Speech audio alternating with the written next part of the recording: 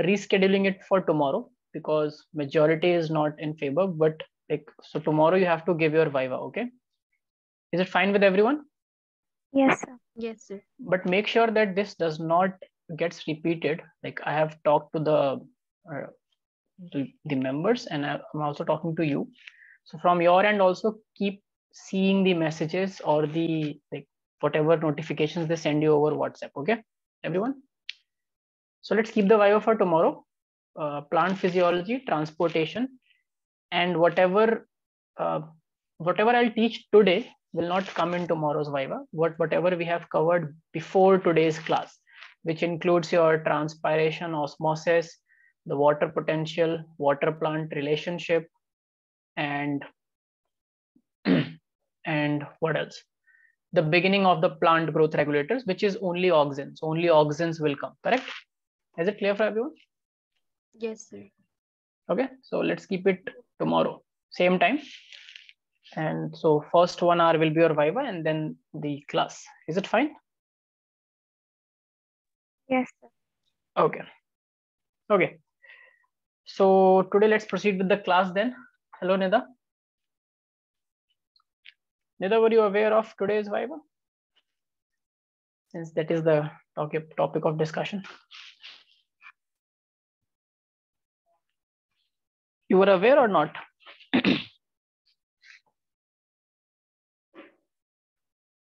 No, yes, no. Okay. So you also need to check your messages. So they send you over WhatsApp, correct? I was thinking it's a text message, but apparently it's a WhatsApp. So you need to be punctual in checking those. Oh, sorry, what happened to my video? Okay, cool. So let's begin with the class. Okay. Okay, so any doubts, people, regarding the plant thing?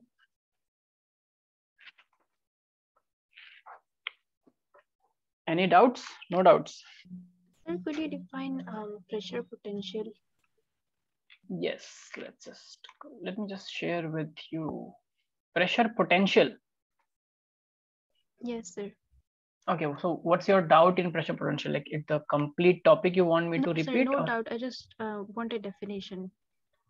Okay, Yes. Pressure potential definition. So that you can just write down. See, just 1 second. Let me share this. Where's the notebook? Can you all see what I'm sharing, everyone? Yes, sir.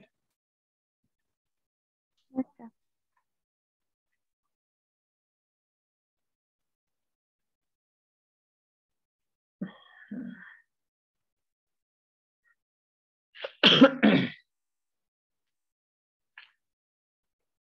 Let's go up.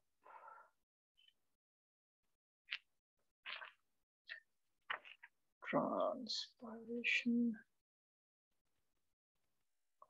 The video is not working. Okay, yes, right. Yes, this one, right? The pressure potential. So what is the doubt again, Mariam? Sir, definition. Definition of pressure. So a pressure potential basically you can define it as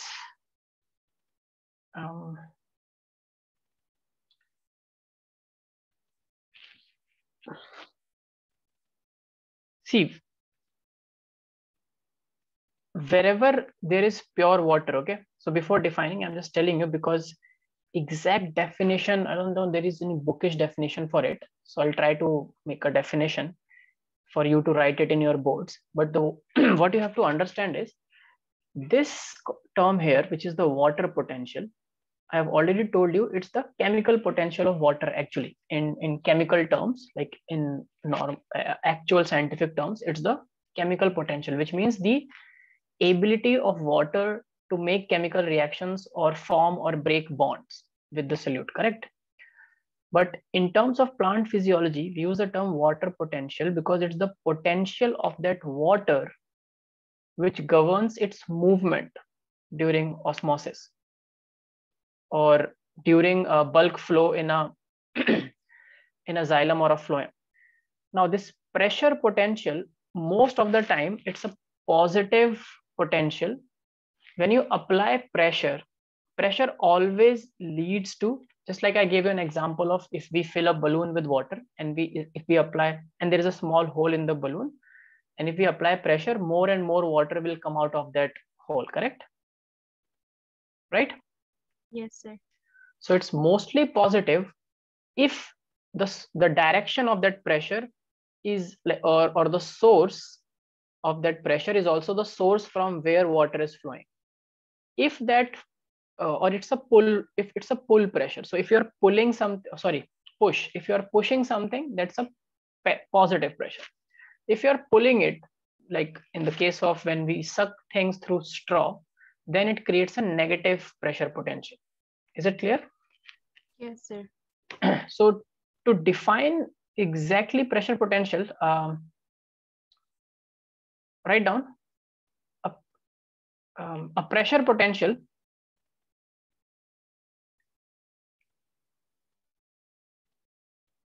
So pressure potential is different for a flaccid cell and a turgid cell. Now you know the difference between a flaccid and a turgid cell, correct? Yes, sir. Yes. So write down pressure potential is the pressure exerted by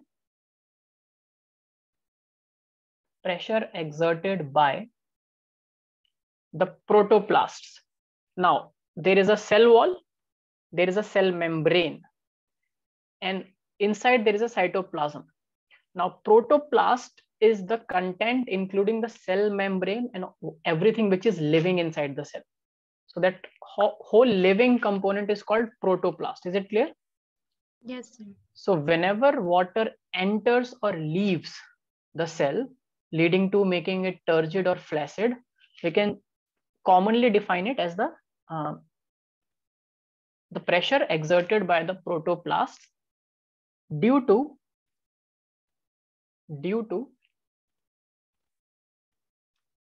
entry of the water molecules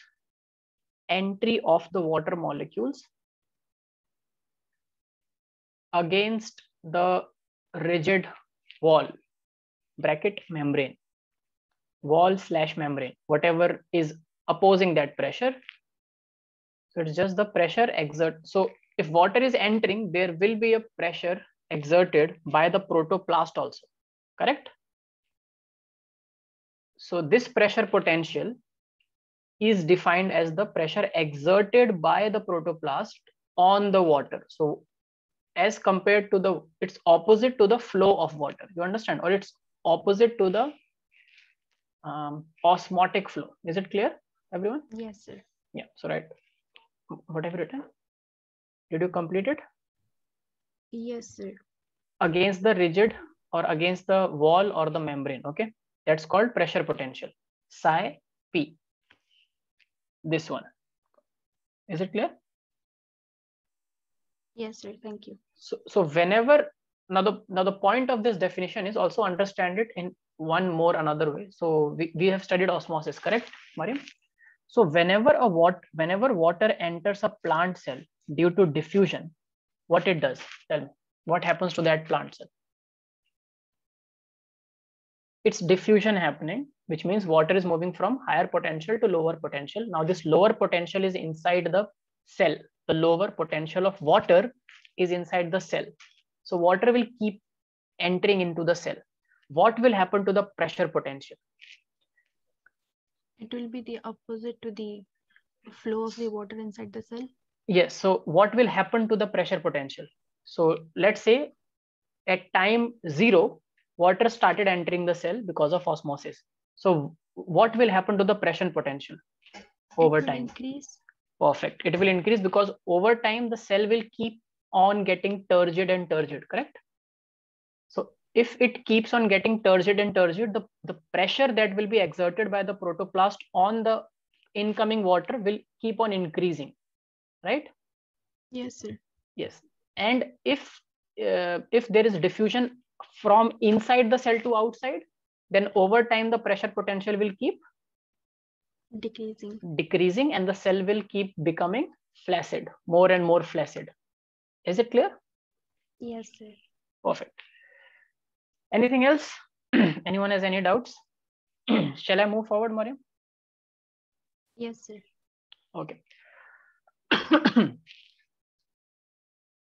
So in today's class, basically what we will be covering is, before going to phloem movement, I also want to, because we have started with xylem, and we know that in phloem, it's not just the water and dissolved things, but also amino acids, carbohydrates, and hormones, plant hormones, which are transported.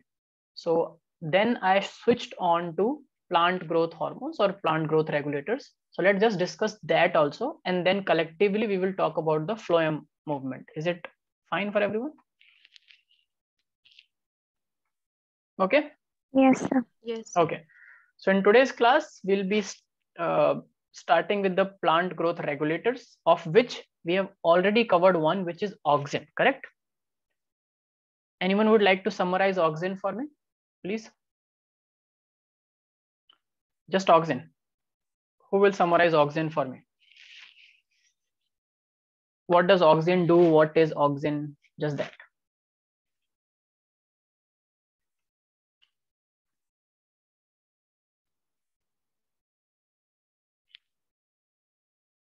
Anyone? Auxin. We covered it in the last class, right? Auxin. Yes, sir. So what does auxin do?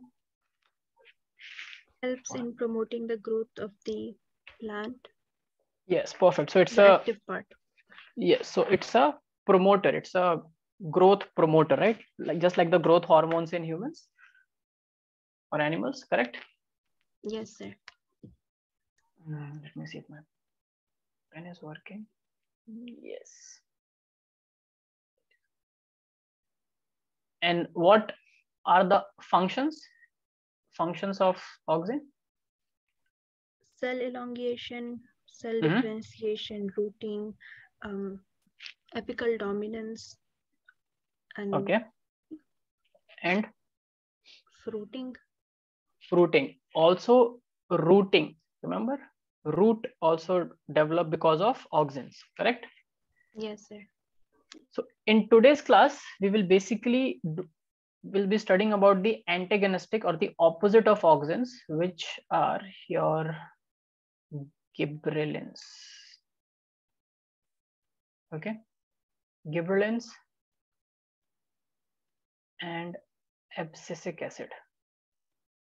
Abscisic, what is abscisic? Abscisic acid. Please check the spelling. But before going here, let us first talk about, in general, some features of growth of plant, which is important. Okay. So this is a diagram from your NCERT only. So you see, this is what I was talking about. So this part here, which you see, is your seed, right? Any seed here, the blue part which I am marking, this is your seed, correct? And from that seed, first what comes out is your this part, which we call as the radicle or the hypocotyle. Okay, it's also known as radicle. So when it is just a small thing, so before here, one step before this, I can also draw the seed like this, and there'll be just a very small thing coming out, right? Which we sometimes see in sprouting grams or peas, correct? So this part is your radicle, and opposite to it, whatever comes for the shoot becomes your plumule. Is it correct? So you should just know some terminologies for plants. Now, these cotyledons are, every seed is not the same. Every seed does not look same, but all seeds have one thing in general. Either they open up or they don't open up. Have you seen this? Anyone? Yes, sir. Right. So an example of a seed that can open up, the most common example I can tell you is mango. So we used to play as kids with mango seeds, where you just break it open and the inside of that is very, very soft, right? It's just the cotyledon, and it's very bitter also. So you cannot eat it, but we can just like remove some bit of it, like the fine, you can do some fine rubbing and leave a small hole, and then it becomes like a mouth organ. You know, do it yourself local mouth organ, and then you blow in between and there'll be a sound produced. So mango seed looks like it's just one seed, it will, but if you break it open, it has two cotyledons. Anyone has broken mango seeds? Yes, sir. Yeah, you have done it, great. So it's not one, it can open up, right? Any other example of a seed that can open up? Seeds that can open up, please. Please open up, you also. Don't be a dormant seed. Peach seed. Peach, okay. Peach seeds do open up, are you sure? Sir, I think it can open up. See, don't think. Most common examples which are always in your home. Remember, I showed you the peanuts seed once, which I like a lot. So you can open peanut into two. Same you can do for gram, right? Same you can do for Yes, rajma. sir. Same you can do for almost all your lentils and pulses, right? They open up into. But if you see rice, is rice a seed? Rice is a seed, right? Rice grains are actually seeds, correct? Yes, sir. Can rice open up into? No. No, right? It cannot open up into two. Can wheat open up into two? You all must have seen wheat grains. Have you seen wheat grains or no? You've only seen No, the sir. floor. No, you have not seen the wheat grain, Mariam. The wheat. I have, sir, but I've never like tried breaking it. See, you don't have to break it.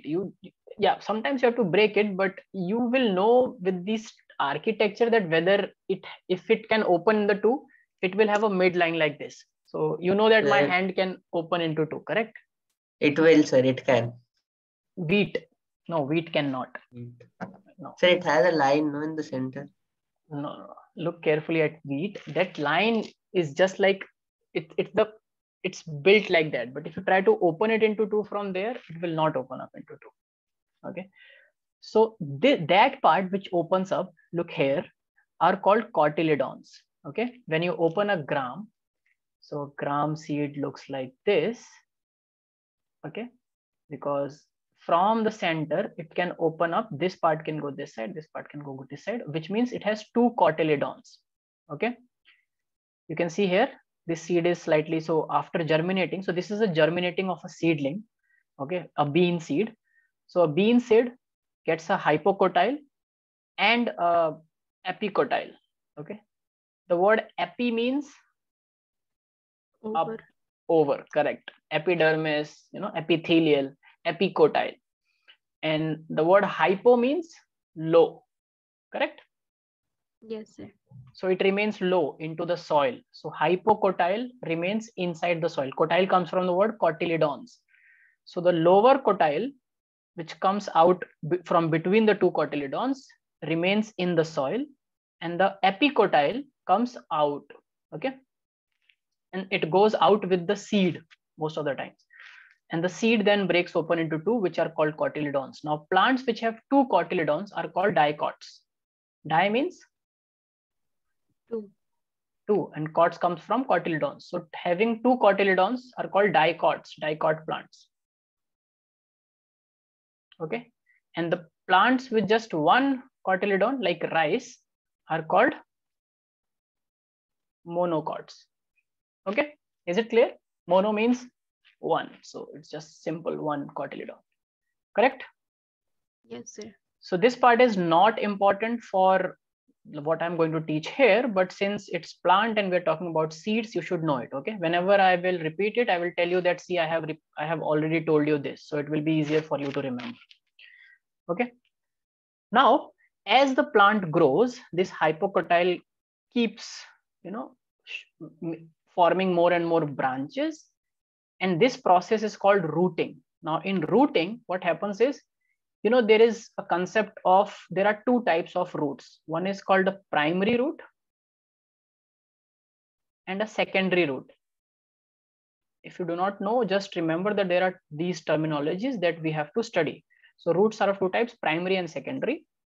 Also, this hypocotyle keeps growing. This epicotyle also keeps growing and grows into the shoot of the plant. Now, when the leaves start forming, the new leaves, all the newer leaves, if you see, many plants, their leaves are not green when they begin with. The best example is a mango sapling. If any one of you has ever grown a mango sapling or have seen a mango sapling, the first leaves of the mango are not green. They're like reddish. Anyone has seen very early leaves of a mango sapling or many of the bigger plants? Because early leaves do not have much of chlorophyll, specifically chlorophyll A, which is the green pigment. But they have other chlorophylls, so they can do photosynthesis, but not at a very great rate at which the grown up plant does. Okay. Now, for that time being, till which they are not growing leaves. So these leaves came very late. Before the leaves, so look at this structure here, this one, this second one. Everyone is looking here? Yes, sir. Yeah. So from a very small seed, this hypocotyle lot of roots came, and till now there is not a single leaf which is there in the plant, correct? So where is all this? And if there is no single leaf, there cannot be photosynthesis, or there can be some photosynthesis from the other green parts. So this stem itself is green, right? It has green pigments. So it can do some bit of photosynthesis, but to grow initially when it was inside the soil, look at this part here, one. A lot of growth is still happening without it coming out of the soil. So even if it has not come out of the soil, now can you think that in this stage, can it do any kind of photosynthesis, even if it has pigments? No. No, because it's inside the soil, but still it has to grow. So for all this growth, where is the energy coming from? What do you think? Any guess, Mariam? Water. How can water give energy? Can you get energy from water? Plants do not get energy from water. Water is one of the raw materials required for photosynthesis. Minerals, but how are they going to utilize those minerals? Minerals never give you energy. They never make ATPs. Remember that. All the minerals, whether in an animal's body or a plant body, does other functions which are responsible for metabolism, but does not form energy. Energy can only come from proteins, lipids, and carbohydrates, correct? So where is this energy coming from in a growing seedling which is still inside the soil? What is the best guess can you make? Mycorrhiza.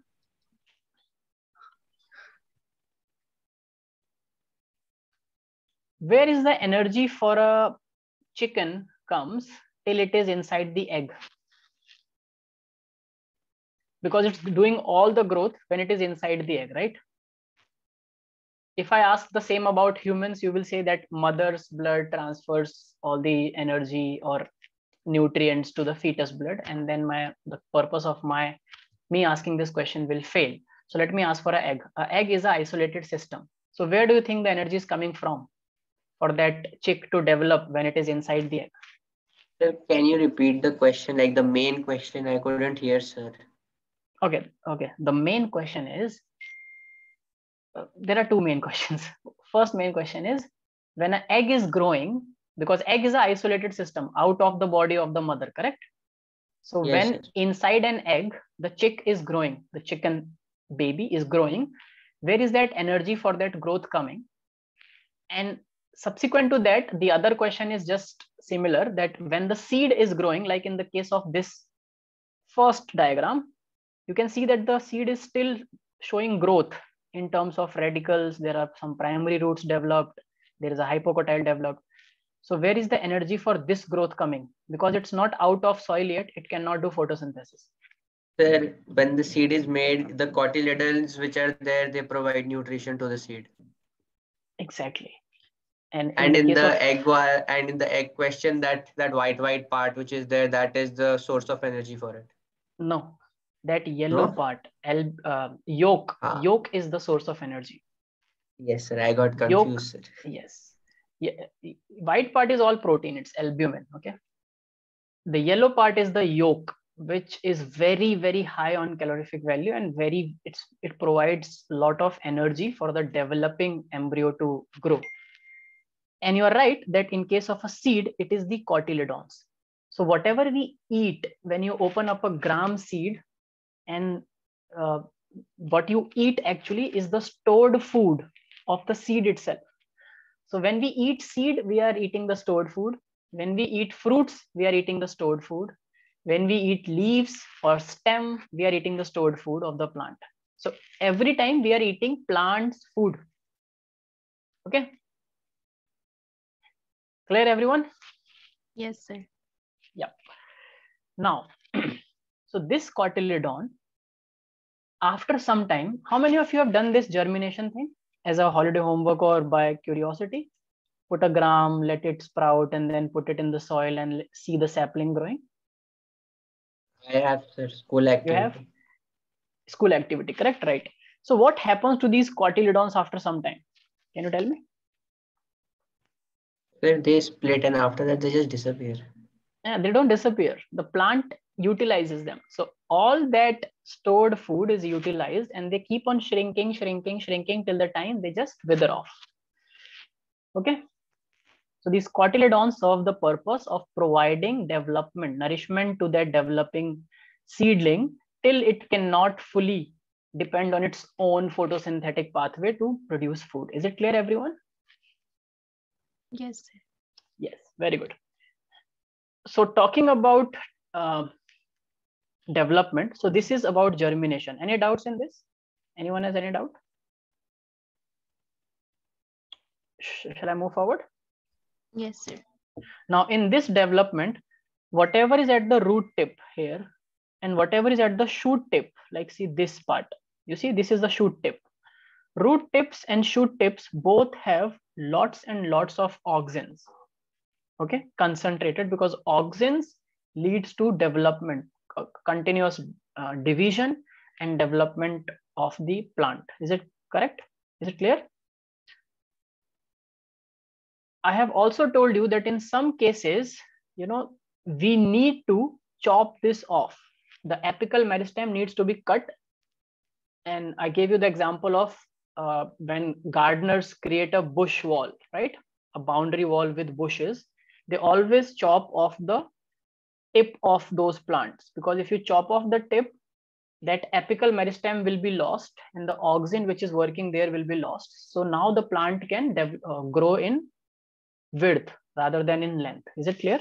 And we do want plants to grow in width and become more and more meshy so that it can be used as a wall or a boundary, right?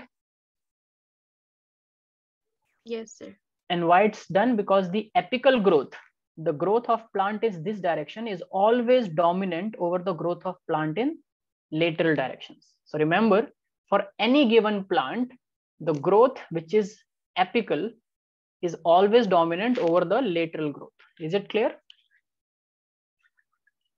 Yes, sir. Yeah, that is called apical dominance, the process of apical dominance. Now it has auxins. So that is clear. Now, I also want you to tell one more concept before I go to gibberellins, and that is, now this growth or this development can be of certain types. So we have to just understand, because there will also be a mathematical formula for you to calculate the growth or the growth rate. Now look at the first figure here, figure A, this one, okay? This is an example of an arithmetic growth. Now you all know what is arithmetic. Can anyone tell me what is arithmetic? Arithmetic from mathematics. Hey, define arithmetic. You all have studied mathematics till class 10th, right?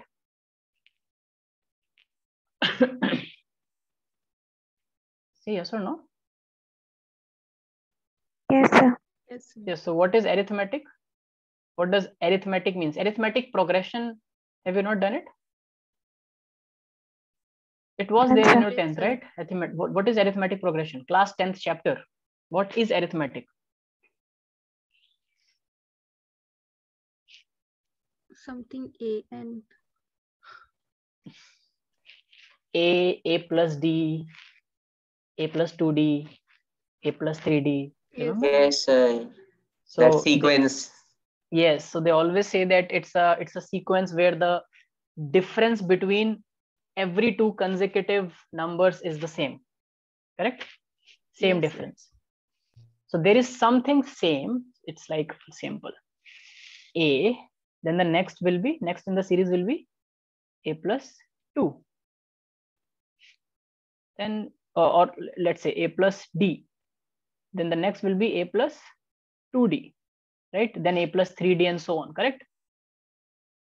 So this A and this D is same, right? It stays there, which means when you begin with something, so see, this is arithmetic because this gray box, let's say these are the number of cells. So you begin with, you have this cell. Now this cell remains, so this is A, correct? Now this A is still intact. So for this, you can write A plus D. Whatever this is D, correct? Now what is next? A plus 2D. Is it correct or not? Yes, sir. Then A plus 1, 2, 3, 3D. Are you remembering 10th class? You just forget what you study. Don't do that. It's mathematics is, math is called the purest of all the branches of science. In fact, it's called the queen of sciences because without maths, you can neither do biology, physics, or chemistry, nothing. Mathematics is just a pure concept. So mathematics is important even for doctors. Everything in human physiology, or when you are going to become doctors, you keep talking in numbers or biological terms. You're like, it's 120 by 80. Yeah, 5.2 ho gaya. Hemoglobin is dropping, it's 11. So you are either talking numbers or biological terms. That's all you will be doing all through your life. So have it. So you understood what is arithmetic growth? Yes, so if sir. a growth is arithmetic, there is one foundational, or we call it the primer tissue or the primer number of cells to begin with. We also call it pioneer cells. Pioneer is something which just starts anything, okay? So A is there and it will be just keep growing D, 2D, A plus 3D, A plus 4D. Is it, do you understand? So if Yes, sir. any tissue shows this kind of growth, it will be called a arithmetic growth. Now, there is something called geometric growth. Now, what is geometric progression? There is good hint in the figure itself. So one is arithmetic growth of tissues. Then there is geometric growth of tissues. What is geometric growth? Anyone? Now this you have to tell, please.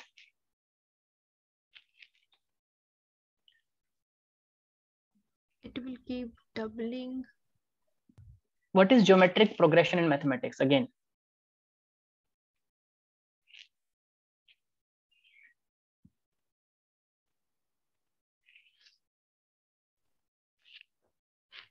Where you keep multiplying whatever was in the initial stage with a fixed number. Yes, sir. 2 into 2 into 2 into 2 into 2 into 2 into 2. Keep doing it. 2 into 2 is 4. 4 into 2 is 8. 8 into 2 is 16. 16 into 2 is 32. So if you are multiplying anything by 2, it will just keep on doubling.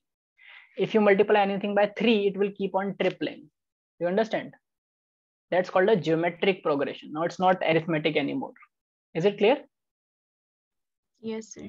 Yes. So why I'm telling you this, because it is important for plant physiology, and a lot of confusing questions can be asked on plant physiology. See, you have to understand the entrance you are going to give. My father told me this one thing, that before thinking of cracking an entrance, think of understanding it, what that entrance is going to test, or what any exam on the planet is going to test. You all want to become doctors. All the people who sit in NEET want to become doctors, correct? You understand? I'm just taking 1 minute, a detour to like orient all of you. So if all of you want to become doctor, one thing which you really are interested in is human physiology and human body and biology, correct? Say yes or no? Sir. Right?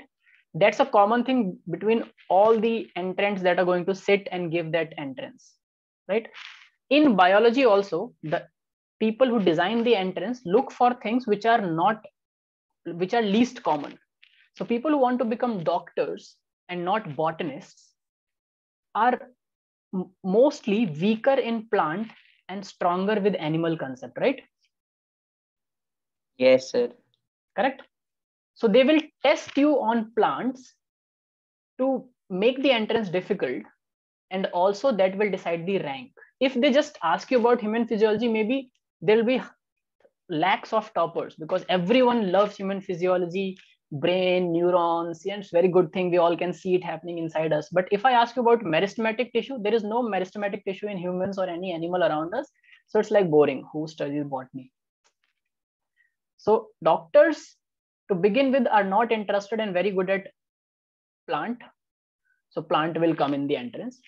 They are not very good at physics. Physics will surely come into entrance and will define the rank. They are also not very good with physical chemistry and inorganic chemistry. Organic chemistry, still you are good at because it's a part of your biomolecules and your animal physiology. But inorganic and physical will come in the entrance, and inorganic, physical chemistry, physics, and plant physiology is going to decide the rank. Is it clear for all of you? So even if you want to become a doctor of humans, you are never ever in your life going to treat any plant. Still, to get into that college, you have to study plants because it's a part of biology, and that is the part which can make a difference. So pay attention, if you really want to become doctors, fall in love with plant physiology, your physics, optics, motion, you understand, right? Yes, sir. You can also intelligently decide what to leave. Entrance is not about attempting everything and giving all the answers correct. Entrance is all about choosing what all you want to attempt and how much risk you want to take and what is your strength. Play by your strengths, but increase the core area of your strength. So if you say that my strength is animal physiology, there are 4-5 chapters in human physiology. That's it. Out of 22 chapters in 11th, there are 5-6 chapters on animal physiology. Let's include animal kingdom also. Still, it just becomes 33 to 40% of biology that you're going to read for your entrance, correct? So your core strength cannot be just 33%. Then you cannot expect yourself to do good in entrance. So your core strength has to increase. So what all things you can bring in your core strength? Animal physiology, done. Let me also focus on plant physiology so that my biology becomes strengthened. In physics, if you're not very good with quantums and all these, nuclear and all these radioactivity thing, you can focus on motion, you can focus on thermodynamics, you can focus on gravity, other things which are like macro physics, and you can do good in it. So increase your core strength in physics. Then you can leave some things which are, you do not want to spend more time in. Same is for chemistry. Do you understand how you have to approach for entrances? Yes, sir. Okay. Let's come back to a little bit of geometric progression. So in geometric progression, so we had to begin with this one thing, which got doubled.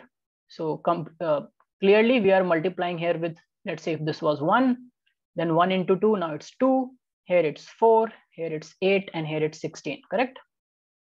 So everything is getting multiplied by a common factor of 2. That's called geometric progression.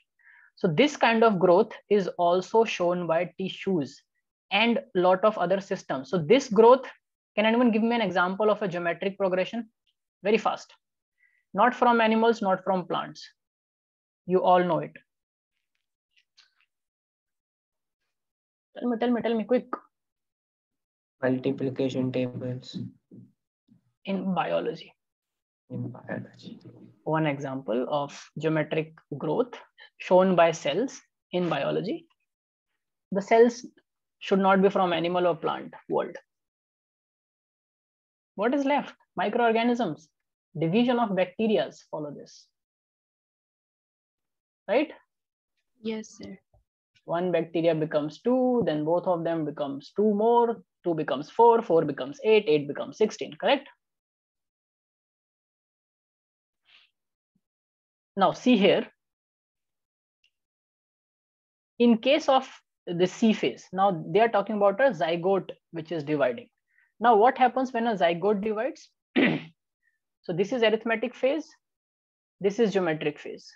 When a zygote divides, or in plants and animals, both these phases are together.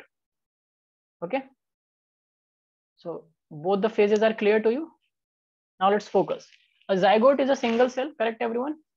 Yes, sir. Yes or no? So it divides into 2. 2 becomes 4, correct? 4 becomes 8. So this is 2, 4. Let's say here 4 is becoming 8. 8, how it? 1, 2, 3, 4, 5, 6, 7, 8. Clear? This is also showing a division. So from this stage onwards, they are showing a geometric phase. All cells divide. Geometric phase can only occur when all the cells are dividing. Because if 1 becomes 2, now both of them have to divide to become 4. Now all the 4 have to divide to become 8. If 3 of them divides and 1 does not divide, it will not be a geometric progression anymore. It will convert to a arithmetic progression. Is it clear to you? Yes, sir. Because in arithmetic progression, all of them were not dividing. See, this part divided and there were 2. Now there are 3, which clearly means that this did not divide, right? Only this divided to give rise to the other one. Correct or not? Yes, sir. Then there are 4, which clearly means that this and also this did not divide. Probably this divided to give rise to one more. Making sense? Are you understanding, everyone? Yes. So when a zygote divides and becomes an embryo, in the beginning, for some divisions, all cells divide. That is called a geometric phase of any organism's development. After that geometric phase, some cells stop dividing and other keeps on dividing. Okay, which means they enter into arithmetic phase now.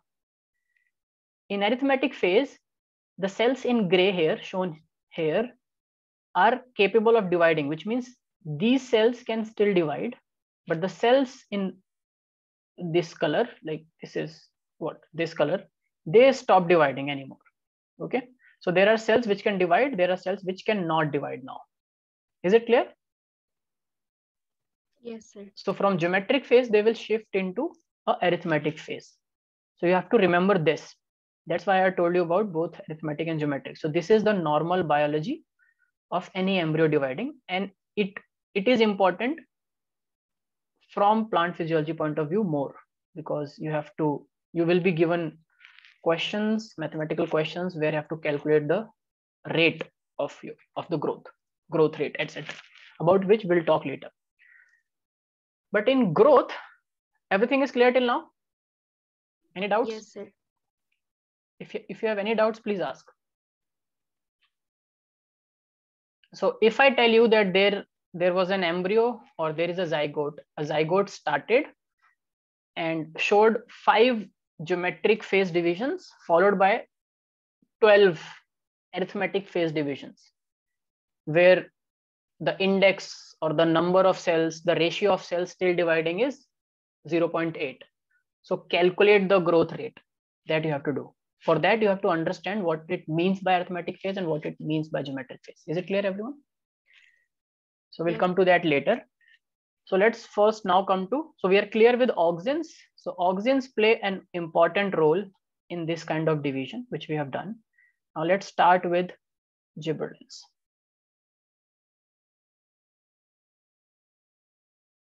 Now, first of all, write down the first thing.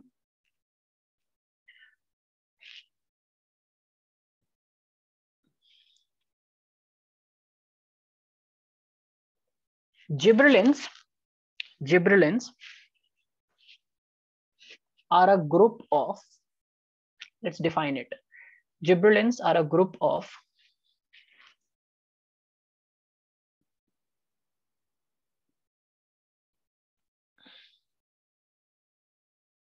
tetracyclic.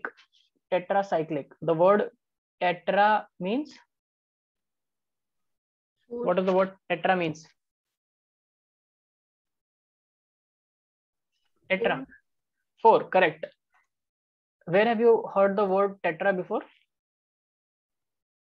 Chemistry. No, before, even apart from Tetra chemistry Pak. in real life. Exactly, Tetra Pak. So this beverage comes in a Tetra Pak thing. All your like Tropicana things which you get, which is in a paper carton packing, it's a Tetra Pak. So if you dissect it and start opening it up, you will find that there are 4 layers apart from that paper. Paper is not a packing for a liquid because that is for advertisement, but apart from that paper, there are 4 layers which are keeping that food away from contamination. Even the milk that comes, Amul milk or these milks which come in box, like carton box, they are Tetra packed. So you have heard the word tetra before. Now tetracyclic means, in chemistry, cyclic means there are 4 rings, right? So it's a group of tetracyclic diterpenoids. This is just for your entrance, it has asked. Diterpenoids, which means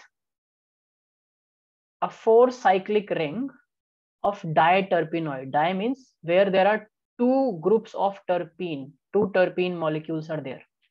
Di means 2, terpenoids are terpenes. It's a chemical, okay? So tetracyclic diterpenoid compound. What have you written? It is a gibberellins are a group of tetracyclic diterpenoid compounds that function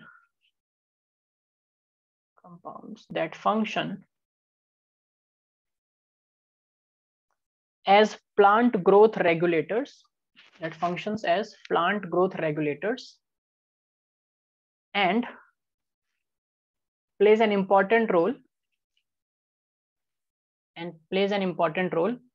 in the following developmental processes.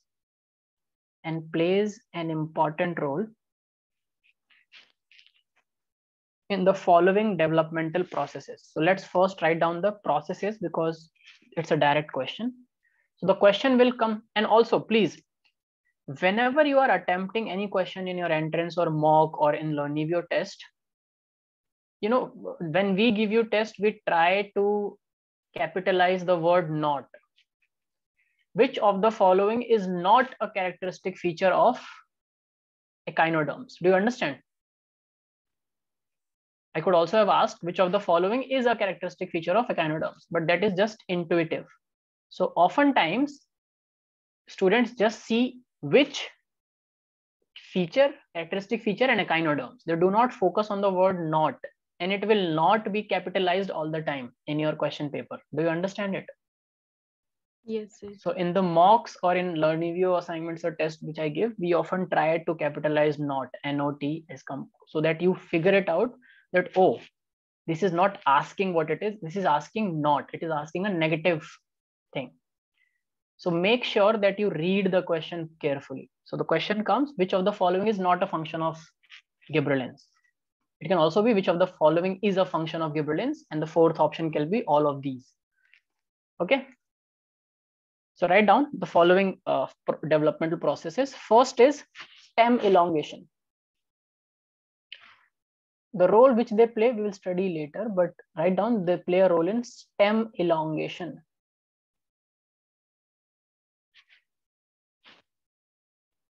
Auxin was for root and the shoot. Remember, it was at the root tip and present at the shoot tip, both the tips. It was responsible for elongation, correct? but the stem in between also needs to develop, right? Yes. Right or not? Yes. So in stem elongation, there is gibberellin or gibberellin playing the role, and dormancy, very important. What is dormancy? Anyone knows dormancy? Dormancy. Shortness. Shortness. Shortness of what? What is a dormant seed? This is a 1 marker question. Boards. What do we mean by a dormant seed? Dormant seed is Not developed. which does not germinate, not developed. It's like all the seeds, off-season seeds. So you remember some plants can only grow in the season. There is season for certain plants and fruits, right? Yes, sir. There is also certain season or a temperature or a humidity required for certain plants to germinate. You cannot make certain seeds germinate at all the time and under all the conditions. So most of the time they are in a dormant phase. Dormant means sleeping, just like they are sleeping, quiescent. The word dormant can also be used, and the word quiescent can also be used. So either dormant phase or quiescent phase the seed is in. So it's not developing. You put it in the ground, give all the soil, give lots and lots of water. Sometimes it does not grow at all, which means the seed is now in dormant condition. It takes a lot of effort to break that dormancy, and to break that dormancy and come into an active metabolic or germinating form, gibberellins are important. So dormancy and germination, for both, gibberellins are very important. They play an important role. Next is your flowering. Okay. For fruiting, it's majorly auxin. For flowering, it's majorly gibberellins. Flowering. And by flowering, I mean expressing the sex expression of plants. Because all the sexual organs of plants are associated with flowers, correct? Yes, sir. Yes. So the word sex expression is equivalent to the flowering process. So in sex expression and in flowering, gibberellins are important. And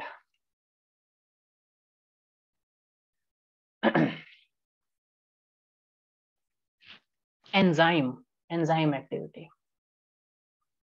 Enzyme induction or activity, right? Induction. By enzyme induction, I mean there are many enzymes in plant system also, which, what do enzymes do in animals? What are enzymes basically? Anyone? Enzymes.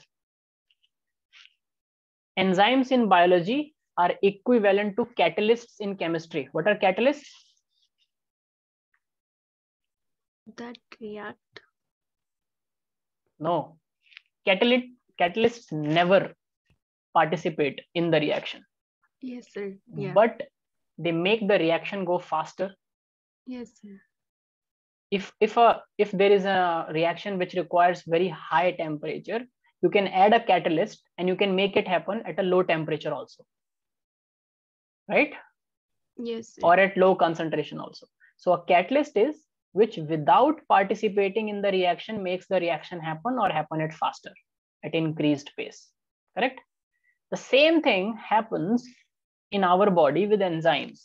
So if I ask you, can you convert a biscuit into energy outside the body? Is there any way to like convert matter, a biscuit, into energy outside the body?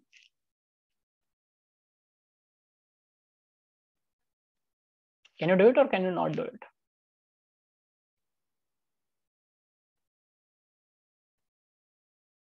Can you convert?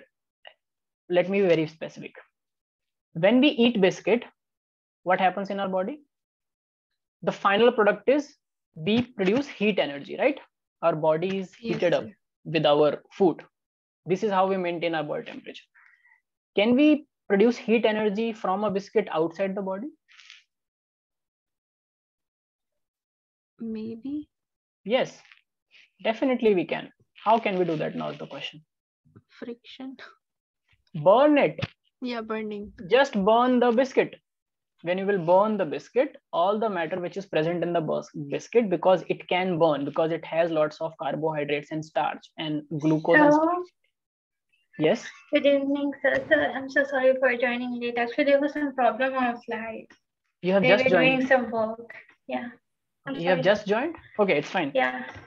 Okay, so welcome question for you, Aisha. No, the question is already answered, but let me ask you. Can you produce heat energy from a biscuit outside the body? I give you a biscuit, a favorite biscuit, and I ask you to convert it into heat energy outside the body, because that is what we do inside the body through digestion and respiration, metabolism, correct? Outside the body. Outside the body. So the answer is simple. Yeah? Just burn the biscuit. Yeah, it can be. We have to burn it, right? It can be burnt. Wood can be burnt. All the biscuits can be burnt. Okay. Yeah. So when you are burning the biscuit outside the body, what is the temperature that biscuit reaches? Temperature. A lot, right? It's Yeah. burning hot. Yeah. But when we can't do touch it, right? Yes, right. But when we do the same thing in our body, is it burning hot in our stomach? No. No, because we have enzymes which help in the same process. Like we are basically just burning the biscuit, means breaking down each and every molecule of glucose present in the biscuit into CO2, water vapors, and a lot of energy is releasing, right? Yes, sir. Simply enough. You all have Yeah. studied in class 10th oxidation reaction, combustion reaction, right? What is combustion? You burn anything, and if this is glucose, C6, H12, O6, and you do a combustion reaction on this molecule, the final product will be CO2 plus water, right? Yes, And Yes, sir. a lot of energy in the form of heat will be released, correct? This is combustion, and it happens in the presence of, it always can happen in the presence of Oxygen. oxygen. So to burn anything, we need oxygen. So we are burning a biscuit outside the body. We are actually breaking it down molecularly into CO2 and water and utilizing oxygen for it. And a lot of heat energy is coming out because of that matter of the biscuit. Now, the same thing we are doing in our body, in our cells, in a controlled environment with the help of enzymes, without making the biscuit reach or glucose to reach a burning hot temperature, correct? At very low temperatures, we can do it, 37 degrees Celsius, right? Yes, sir. Yes, sir.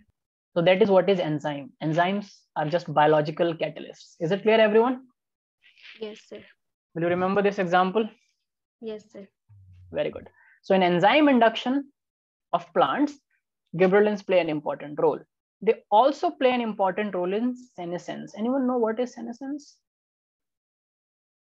Senescence. Senescence is aging. What is aging? Growing old. When animals grow old, it's visible. How do plants grow old?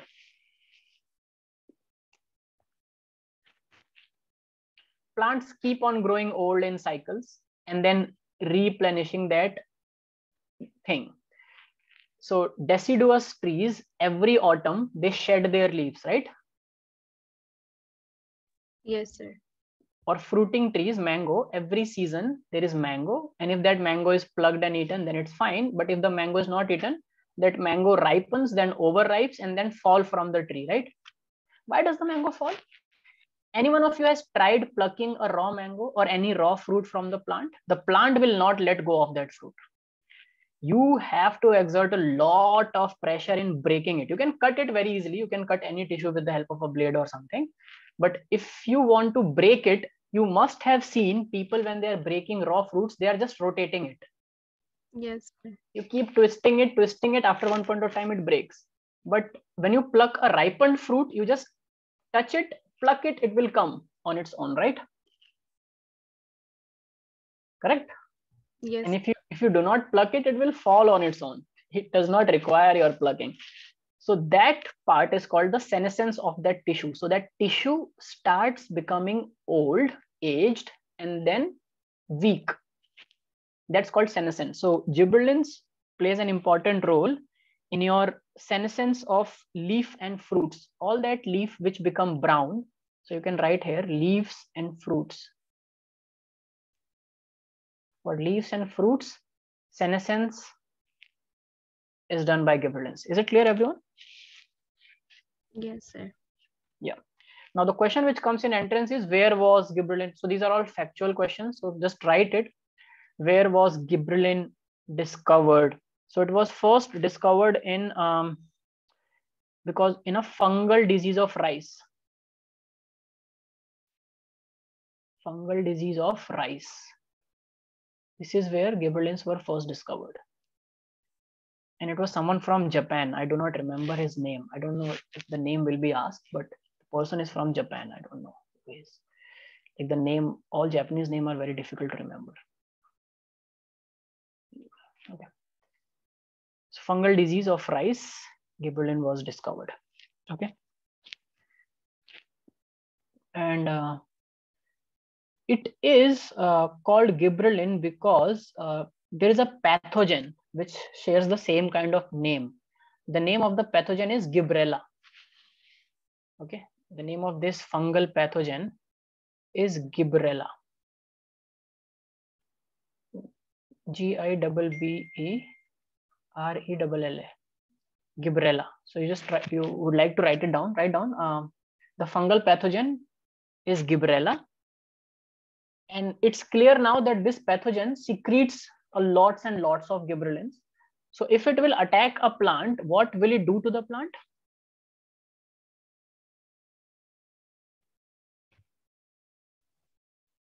Aging? Exactly. It will do premature senescence in the plant, right? The plant will just start dying, wilting, withering, and dying. It's a new, young plant. It should just flourish, but it's just dying, correct? So gibberellins, the name comes from the fungal pathogen Gibberella. Okay. Okay, now write down the effects, the physiological effects about all of this in detail. So some things detailed. So first point, write down stem elongation. I will make you write some important things which are asked. So these are all the things that you need to know for boards: stem elongation, dormancy, germination, flowering, sex expression, enzyme induction, and senescence. Gibberellins play a role in that. And this part was discovered first in a fungal disease of rice in Japan, and that fungal pathogen was Gibberella, from which the name gibberellins hence come. Now write down stem elongation.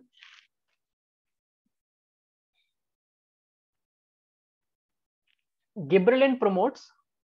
You understood what you have to do? You have to first write this heading, stem elongation, and under that write whatever I'm saying. Everyone is following? Yes, sir. Yes. So write down gibberellin promotes internodal elongation. Now what is node and what is internode, everyone? In plants, you have studied the same kind of thing in neurons also. Remember nodes of Ranvier's? Node of Ranvier? No one remembers? Yes, sir. Yeah, you remember, right? You all just say, yes, we remember. But when I ask you to give 5, you suddenly want time. Hey, why can't I? I cannot do it.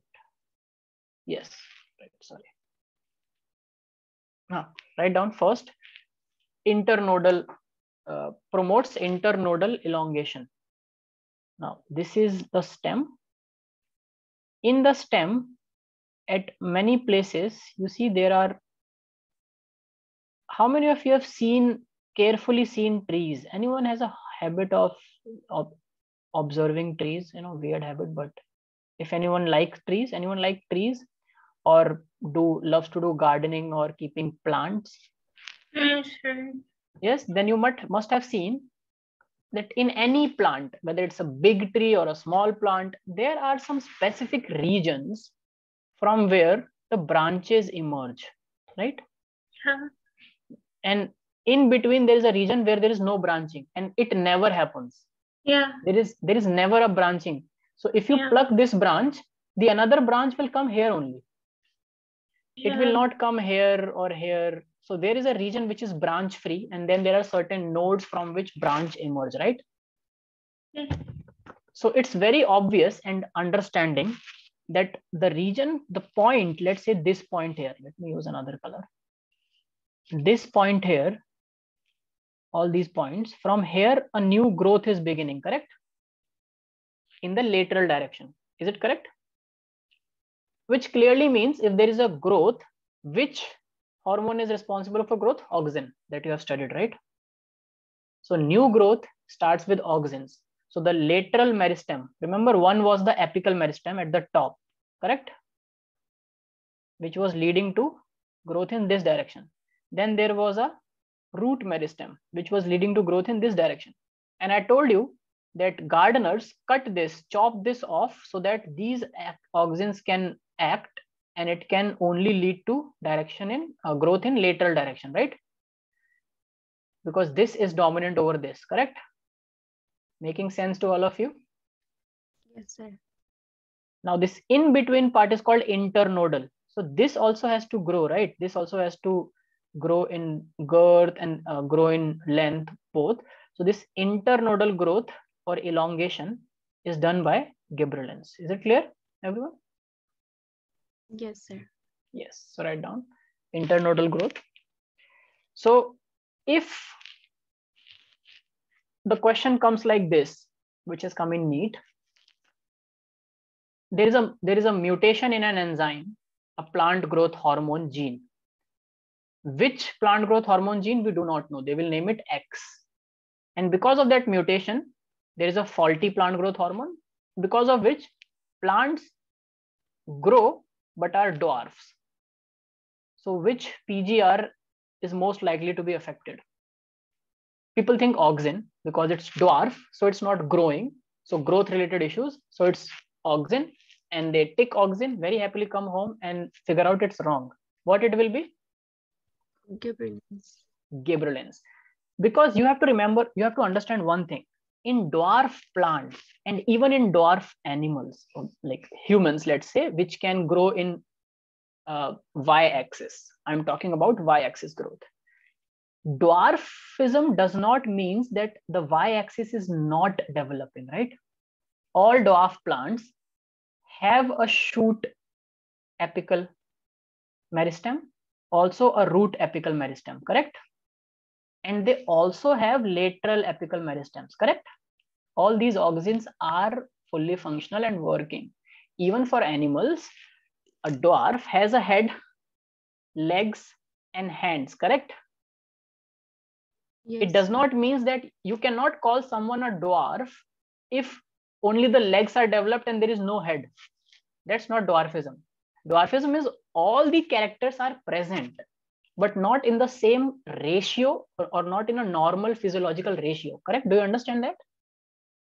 Yes, sir. So for a plant also, if a plant is dwarf, it means that auxins are working fine. That's why, because of auxins, all these structures are made. But this internodal elongation is not happening. So in a dwarf plant, if I make a dwarf plant just near to this plant, you will see that nodes will be very close to each other, correct? And this internodal distance will be very less, because of which the overall length of plant will shorten up. So if there's a mutation in one of the PGRs which is leading to dwarf plants, which is that PGR? Gibberellins. Gibberellins. Very good. Write it down. Exogenous gibberellin. So if I give a injection of gibberellin to that sapling which does not have gibberellins, then that dwarf plant will become tall. Good. Write down. That kind of gibberellin will be called exogenous. Exo means exo, endo, outside. So we are giving gibberellins from outside through an injection or something. Okay. So exogenous gibberellins promotes internodal elongation. In genetically dwarf plant species. plant species. Is it clear, everyone? Yes, sir. Yes, very good. Now, about gibberellins, also you need to know one thing. Again, direct question from your entrance is, what tissue they target? I told you auxins target apical meristem, root meristem, and lateral meristems, correct? So what tissues do gibberellins target? Gibberellins target intercalary meristem. Intercalary meristems.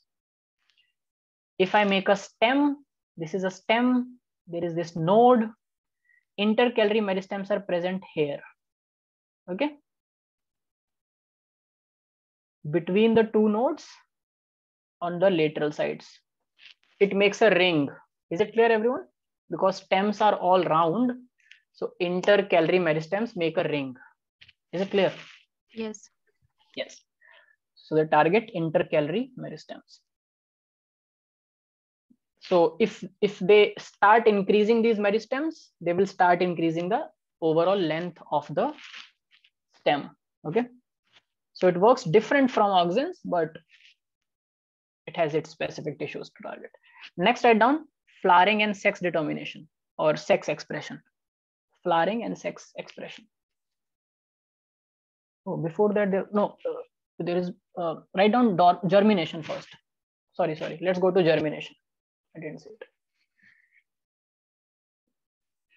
Write down gibberellin from germination point of view. What it does? Gibberellins activate vegetative growth of the embryo. Gibberellins activate vegetative growth of the embryo. And who was talking about endosperms? Abhinav, right? So Abhinav, you were talking about the cotyledons, right? The stored food. Sir. Yes. So what is that stored food called? Do you know? It's called what is there in the cotyledons, or what is stored? What is a stored food which an embryo needs? That I don't remember. Endosperm. It's called endosperm. Okay. Yes. So write down gibberellins promotes the hydrolytic enzymes. The enzymes which break down. Okay, hydrolytic means the enzymes which break. Gibberellins promote hydrolytic enzymes to solubilize. Solubilize means, you all know what solubilize means. Make it soluble so that it can be transported. To solubilize the endosperm reserves for the embryo. Is it clear, everyone? So during germination, as I already told you, for this part, yes, from this cotyledon, and for this germination to happen, we need lots of energy, and that energy is stored in these cotyledons in the form of endosperm. The tissue is called endosperm. Just like in the egg, it's called yolk. Okay, energy storage. So to solubilize that, because it's stored, so you have to break it down and again start giving it to different cells which are growing. So gibberellins, they activate the hydrolytic enzymes that can do that job of transporting that endosperm from the cotyledons to different growing parts. Is it clear? Yes, sir. Yes. And most of this stored food anywhere, what is the nature of the stored food? Do plants have fats? Have you ever seen a fatty plant? This is a very fat plant, obese plant. No, right? We have fat. Animals have fat. Do plants also have fat? They have fat cells, like they have lipids, because their plasma membrane is also made up of lipids. But what I'm asking is, can a plant be obese?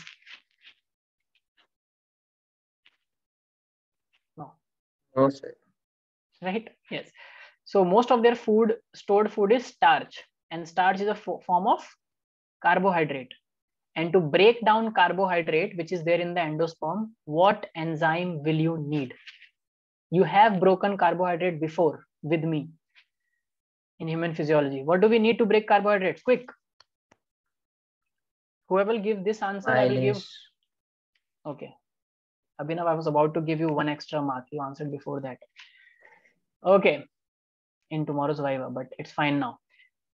Correct. You need amylase.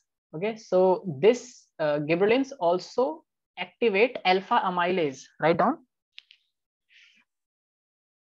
Alpha amylase to hydrolyze starch. Starch is there in endosperm. Again, these are just entrance questions, but they become very easy if you understand the concept of the whole biology. It's easy. Right, everyone? Sir, alpha Yes. amylase 2? Alpha amylase is the enzyme to break down starch, which is present in that cotyledon, in that endosperm. The stored food in plants is starch, right? Cellulose is also a form of starch, and cellulose, I told you about these carbohydrates. Yes, sir. Yes, both are carbohydrates and can be broken down. To break down cellulose, you need cellulase. To break down starch, you need amylase, right? So in the cotyledons, there is. That's why when we eat gram or peas or peanuts or beans or pulses, we get proteins and also carbohydrates, right?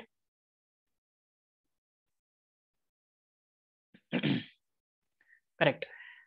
Now let's come to, there's one more thing which came to my mind, and then Mariam just interrupted. Yes, allurone layer. How many of you know what is a allurone layer?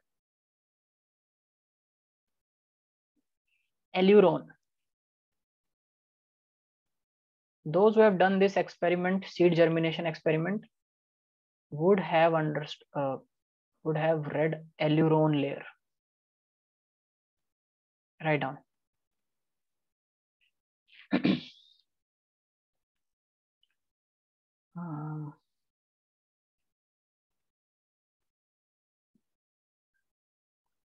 The endosperm, write down, the endosperm is made up of two types of tissues. The endosperm is made up of two types of tissues. The centrally located part. Okay, so this is a gram P which gets open. So I'm opening a gram.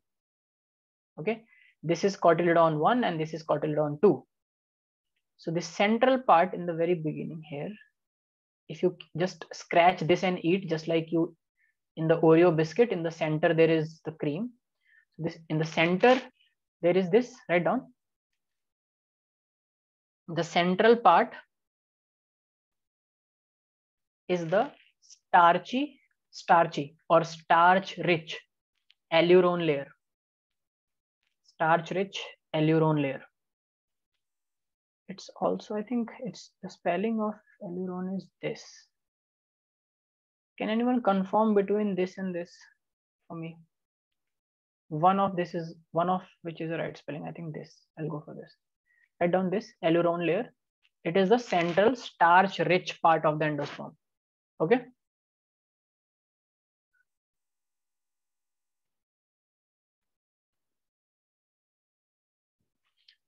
And why allurone layer is important? Because they are primarily in evolution storage cells. Their only motive is to store as much as they can. And can anyone tell me which cell organelle in plant is responsible for storing things? And which is also a difference between plant and an animal cell? Vacuole. Vacuole. Perfect. Plant cells have very, very big vacuoles, right? And what is the purpose of these vacuoles? Anyone? To store. But what? What all things can be stored in a vacuole? Abhinav. That no one taught us. They only told us the store. Okay. Okay, good question. A good answer. But you think and you tell me what all the things you need to store. If you are a plant, what all things you will store? See, biology is just logic, nothing else. What you think can happen is happening in biology in some or the other organism. And it's true. Let me tell you, it's exactly true. You can think of any bizarre thing. You can think of my cells glowing red. Yes, it happens. It happens in a firefly, right? They make bioluminescence and glow hot red. You think anything, any bizarre thing you think, even like your all our imaginations of creating aliens, you know, we have explored our solar system more than we have explored the deepest trench of our Pacific Ocean. It's difficult to go to the deepest part of the Pacific Ocean as compared to go in the space. Do you know this fact? Do you know why it is difficult to reach the very, very extremes of Pressure. Pacific Ocean? Water pressure. Yes, exactly. We have to make a counter pressure, which is very difficult to do. If it fails, then you will be just crushed by the weight of the ocean above. But to go into space, it's completely opposite. There is nothing, no pressure. So you just have to be in a pressurized chamber. That is easier to make, right? Yes. So that's why going to space in a space shuttle is easier than going to the deepest trench of the Mariana Trench, which is the deepest part of the Pacific Ocean. So we have not explored the deepest life of our ocean yet fully. But whatever imaginations can you think of, like aliens look like this, they will have tentacles, you know, they will have 6 legs and 1 mouth with very big teeth. Maybe that kind of a biological organism is true and is living inside the Pacific Ocean. All your wildest imaginations can become, is very well possible in biology. So if you were a plant, just imagine, what will you store? Wood. What? Wood? Food, not wood. Okay, good. Food. Very good. Food. Wood. We are storing food in this case, right? So Water. aileron layers. What else? Water. Water. Okay, done. What else? These are both Waste.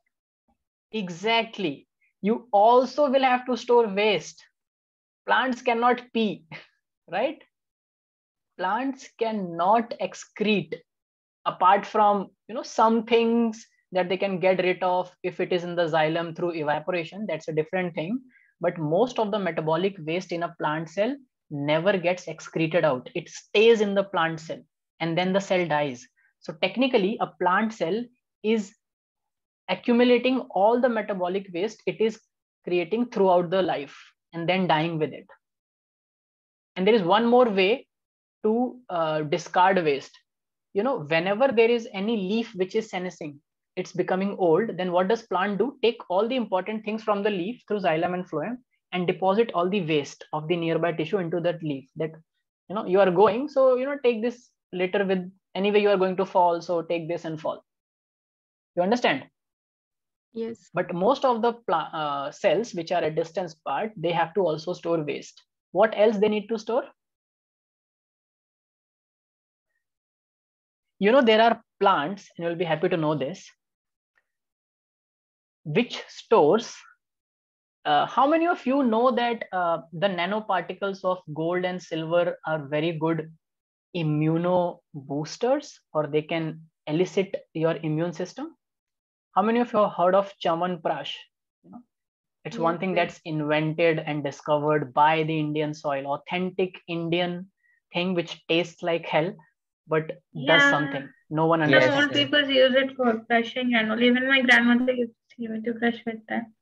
Brushing? Yeah, Chamanprash, that red.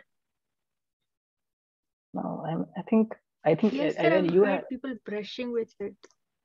Chamanprash. Yes, sir. My The God. Chamanprash we eat no in that subah. Yeah, milk, that's that very thick paste. It's like Yes, all sir. 93 kinds of jadi Sir, bootis in Patanjali, it. Dabur. Yes, all these Ayurveda oriented companies make this Chamanprash. And you will also be hearing that these Chamanprash brands add, sometimes they say that this has enhanced silver nanoparticles or gold particles to boost your immunity. Right? why do these gold and silver particles and how do they boost immunity? There is a lot of, how many of you like burfi, kaju katli or something like that sweets? And there is a coating on the top. Silver lining on top of it. Yeah, that's silver, right? That's if it's a authentic sweet, it has to be silver. I don't know what all things they use if they are adulterating with it, but it has to be silver. They're also gold coated burfis. They are very expensive because you're eating gold basically, but you can eat gold. You can eat silver. Now, do not try it at home that you see a gold ring at home and you start chewing it. Not like that, but in nanoparticles form. But figure out, okay, let me give you, it's an interesting assignment. How do gold, write down, how do gold and silver nanoparticles boost immunity? Figure it out, okay? But there are many plants also, you'll be very surprised to know. They are in that region where gold and nanoparticles, silver nanoparticles or other metal nanoparticles are there in the soil. So when they're absorbing water, they are so small, nano means they're in the range of nanometers. They get absorbed by the root nodules into the root. They enter into the xylem. They move with the bulk flow and get deposited in plants, in the cells of the stem and other parts. So these one tree, which is like 50 meters tall, very big tree, might be having, if you combine all the gold nanoparticles which are deposited in the cells of all that billions and trillions of cells of that tree, so it might be having easily like a lot of gold in grams. Yeah. But the point is, we cannot just cut that tree and somehow extract all that gold out. So they even deposit things which are not metabolically important and also not waste. So metabolically important is your food, water, minerals, things like that. Non-metabolic are wastes. Apart from that, some neutral things which are like gold and silver nanoparticle, metal particles are also deposited in these vacuoles. So in vacuole, you can technically put anything and just shut it down. Take it and keep it. Okay. So these aileron layer cells are important because they have very big vacuoles. Okay. So write down the aileron cells. The aileron cells contain large number of protein storing vacuoles. The aileron cells contains large number of protein storing vacuoles, and their name is called protein bodies. So this was the question. Where are protein bodies in a plant? So where are they? In the aileron layer cells of the endosperm of the seed cotyledon. Is it clear? Yes, sir. Yes. Protein bodies. Or sometimes they are also referred as, I don't know if it's in NCERT or not, they're called aileron grains. Because they look like grains, small grains in a cell. Because they are just like bag filled with something and you tie a knot and keep it. So they themselves look like grains, but they are containing a lot of proteins and food material inside it.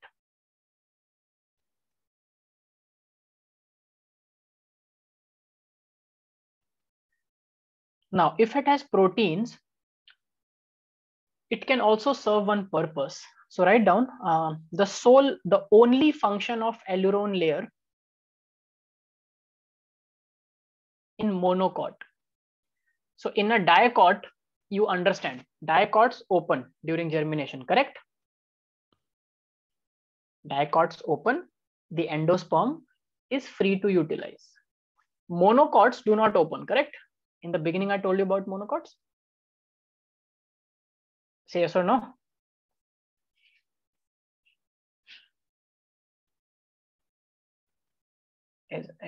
Am I audible? People? Abhinav, am I audible? Yes, sir. Yes, sir, you are. Yeah, okay. No one was speaking on purpose. So write down the only purpose of aileron layer in monocots, and write down some examples of monocots also where this happens. All your cereals that we cultivate for our, the food, like wheat, rice, what else? Oats, barley, and what are other cereal plants? Rye. All of them are monocots. Is it clear?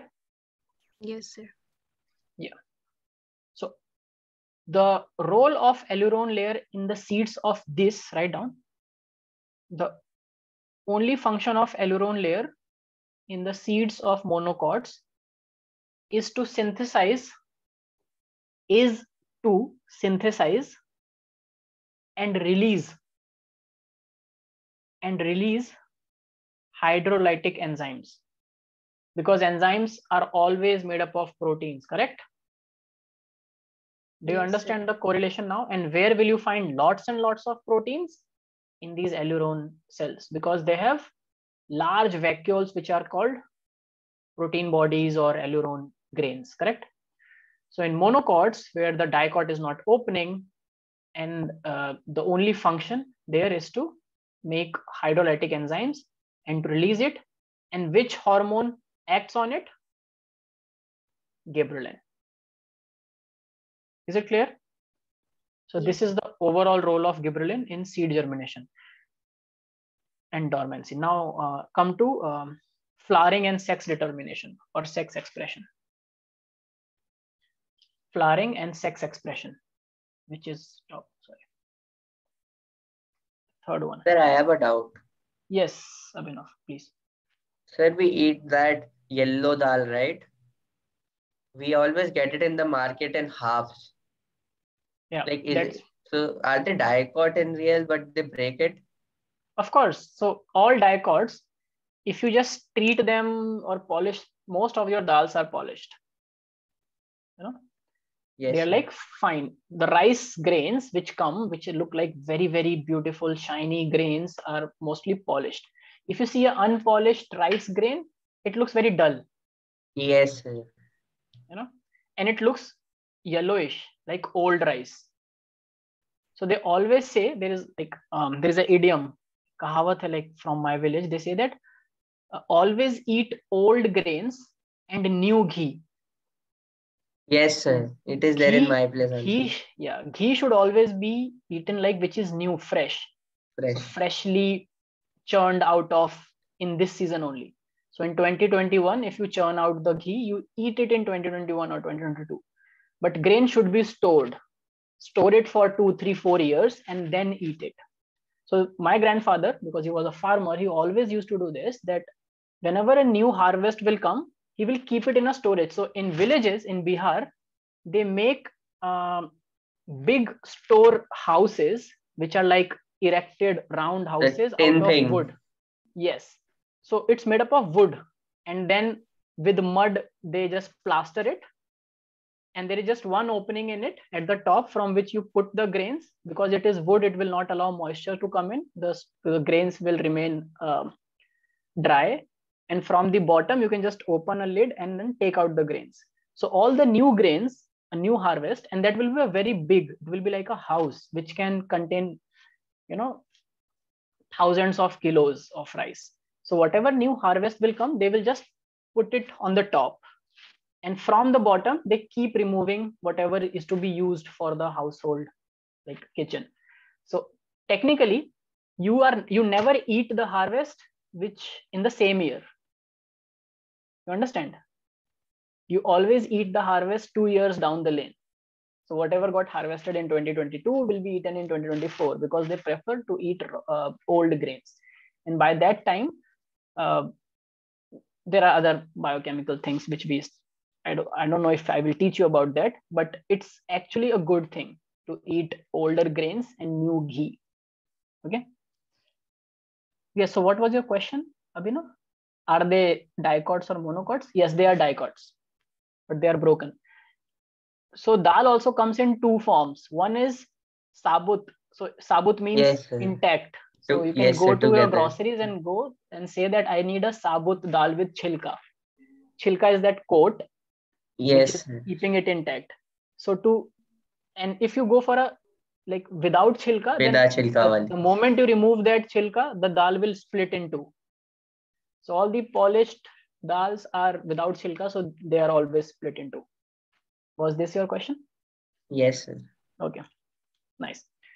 Cool. So let's move forward. Write down flowering and sex determination, and like the role of gibberellins in flower induction. The role of gibberellins in flower induction in reproductively competent plants. Now, what does this word means? Reproductively competent.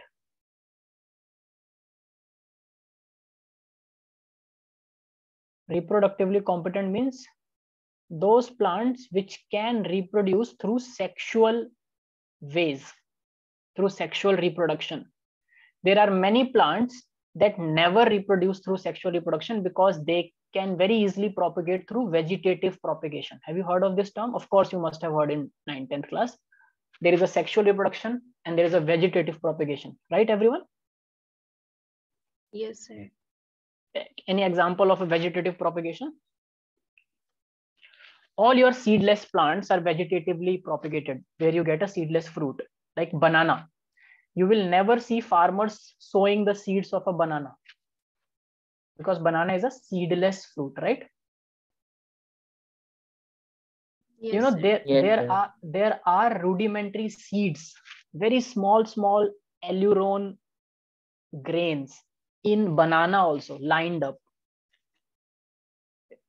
Yes, but sir. but they never develop into seeds. So how is a banana propagated? You cut the stem of a banana and just put it in the ground somewhere else. It will develop roots and start flourishing there, correct? This is how we propagate banana. Similarly, rose can be propagated without seeds. So you don't find seeds in rose these days. So all these good rose which come for decorations are all vegetatively propagated. So reproductively competent plants are which still reproduce through sexual reproduction, which means they make stamen, stigma and style, the female part. They also make anthers and pollen as a male part. Is it clear? So what did you write? Can anyone repeat, Mariam? What did I tell you? The role of gibberellins in flower of reproductively competent plants. The role of gibberellins in flower induction. They induce flowering. Yes, They sir. start the flowering. The role of gibberellins in flower induction in reproductively competent plants. So this is first role, that they induce flowers. Otherwise, in many plants, they never flower, right? There are plants which do not flower, or which flowers once in, like, let's say 12 or 13 years. For example, bamboo. There was another idiom in my village. They used to say that to see a bamboo flowering is a good luck for life, because bamboo flowers once in like decades, many decades, it will flower once. So a normal human can see bamboo flowering, the same bamboo flowering, maybe just once or twice in the life. Any one of you have seen bamboo flowers? I'm sure White no. color. No, you have seen it on internet, but have you seen it on real? No, sir. No, right? Yes, they are white colored flowers, but I have never seen a bamboo flowering. My grandfather has seen bamboo flowering. So in Bihar, bamboo is a very staple thing that actually, people cultivate. So what they do, they have lands where lots and lots of bamboos are growing together, and bamboos always grow in patches. So it will be like these 10-20 patches are mine, just like these fields are mine and all these wheat harvest is mine. Similarly, they will also divide the land of bamboo accordingly, because bamboo is used for a lot of things, from making like your day-to-day tokeries and utensils to making houses, all were dependent on bamboos. Even for brushing the teeth, you know, a lot of people in eastern part of Bihar use bamboo to brush the teeth, to make toothbrush. So bamboo is very, very useful. And bamboo always propagates through vegetative propagation normally. But once in a while, after many decades, you can also see bamboo flowering. Okay.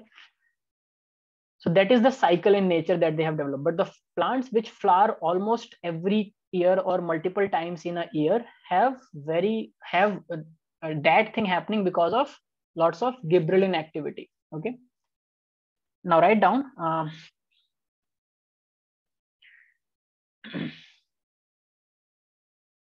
There is something that I don't know if it is asked.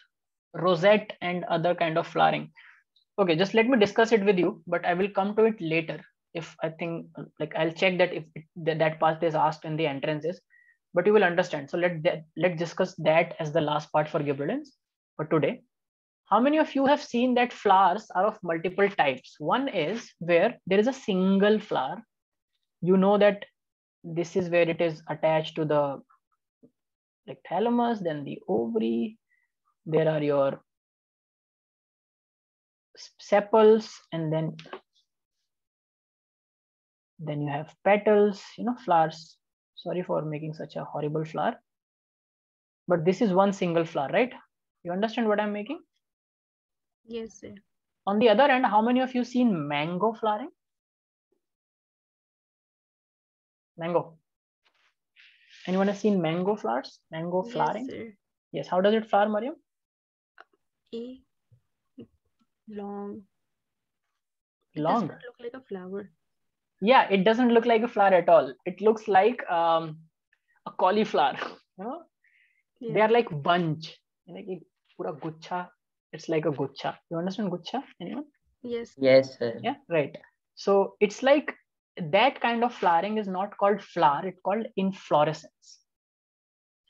So there are two words. One is inflorescence, the other is flower. Inflorescence is like just like eye, a normal eye and compound eyes in a fly, correct? Inflorescence is multiple, many flowers together as a bunch. And what do you think inflorescence actually achieves? It maximizes the chances of fertilization, correct? Yes. If there is 4 or 5 single flowers on a tree, then if the pollinator went on one and not the other, only one gets fertilized. But in an inflorescence, if a bumblebee came and sat on that inflorescence, it will fertilize lots of flowers, small flowers in that inflorescence bunch. And as a result, you will always see mangoes also growing together in a bunch. Wherever you see mangoes on a tree, they're like this. There'll be a very long thing and then there'll be a mango. And it will not be alone. It will be with a lot of mangoes together.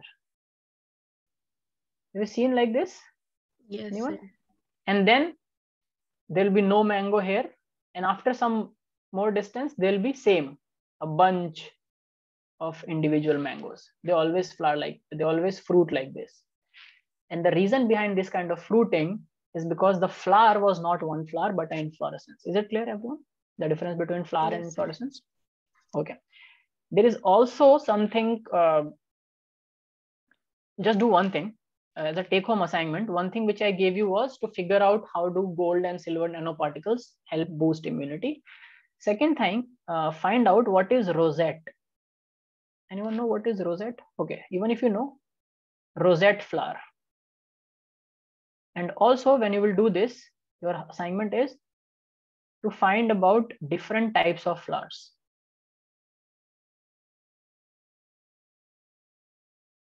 And on what basis they are classified. This I will teach you tomorrow after the Viva. Okay. So rosette Yes. flower and different types of flower you have to study is you have to find out as an assignment. And this I will teach you tomorrow. And I think there are 2 more minutes. Let's finish it with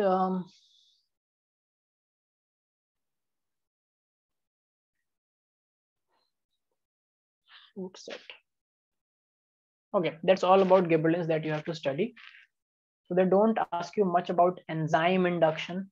Senescence, I have already told you. Dormancy, flowering. Yes, enzyme induction is not required. Okay, so next thing that you have to do is you have to find these two as your as a part of your take-home assignment. And for tomorrow's class, from your NCERT, I think this is the last chapter in your plant physiology, but I'm taking it first because it's easier to explain and make a story that way. Go and find about cytokinins. Just write that paragraph which is in your NCERT. So the next thing which we will take is cytokinins and then abscisic acid. Is it clear, everyone? Yes, sir. Come prepared tomorrow. You can even read both cytokinins and abscisic acid for your benefit. But this I'll teach tomorrow. Any doubts from today's class? No, sir. Please revise everything that I tell you. All these things are just pinpointed and important for your entrances and boards both. Okay. And if you have any doubt, ask me. No doubts in today's class? Yes. Sir, Okay. by the way, I wanted to ask you one thing. Yes, Aisha, please. Sir, I wanted to ask that you were saying about that wooden house or whatever. I was saying it that only. So in some people, it's like we are saying in villages and all, where they're keeping their harvest, they're keeping, like, there is something like cow dung on the walls. I have seen it in Bihar. There are Why some they're things keeping hanged that? on the walls. Yeah, What do they keep on the walls? yeah. Even they're keeping it on their harvest floor also. But what is it? Like, I guess it's a cow dung. it's a cow dung. Oh yes, okay. So you're saying that to plastering, for plastering purposes, mud and also cow dung is used, right? That is what you're saying? Yeah, but they're keeping it on their harvest on also. Oh, that is, I think you're talking about the cow dung cake. That is a fuel they use. So pure cow dung, like what I mean by pure cow dung is like Fresh. where cows are on a diet, which is not, so in urban areas, you will never find cows giving you dung. They give you shit. Cow shit is different from cow dung. So when cow is strictly on a good grass diet, either it's fresh grass or something which is grassy, like bhusa, which they call, after the harvest of the rice and wheat, whatever is left, stubble, is also given as fodder. So if they're cows which you are having as like you are taking care of them and giving them fodder, then their dung has a lot of calorific value, and the dung is like mud.